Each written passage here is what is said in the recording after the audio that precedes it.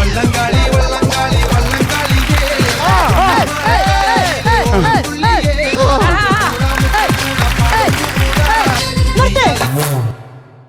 ഇവിടെ വന്നിട്ടിരിക്കാണല്ലേ? ഇന്നലത്തെ കളിക്കൊട്ടി കളിയിൽ നിങ്ങൾ കാരണമാണ് ഞങ്ങൾ തോറ്റത്.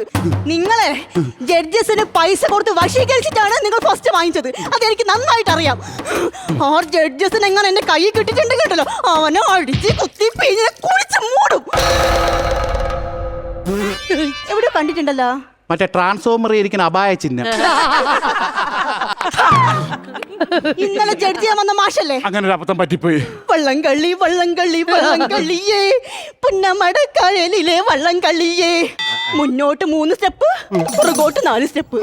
അതല്ലേ മാഷേ നമ്മളെ കൈകൊട്ടി കളിയുടെ ഒരു ശാസ്ത്രീയ വശം ആണ്.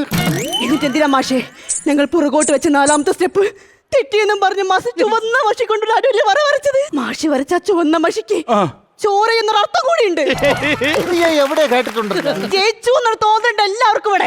മാഷേ ഇത്രയും ബുദ്ധിയും വിവരാർത്ഥം നിങ്ങളെ മുന്നിൽ ഞാൻ ഈ തിരുപ്പം വെച്ച് ആടിയപ്പോൾ കളങ്കപ്പെട്ടത് മഹത്തായ കൈകൊട്ടിക്കളി എന്നൊരു കലയാണ്. അതുകൊണ്ട് ഞാൻ ഇതിവിടെ വെച്ച് നടത്തുന്നു.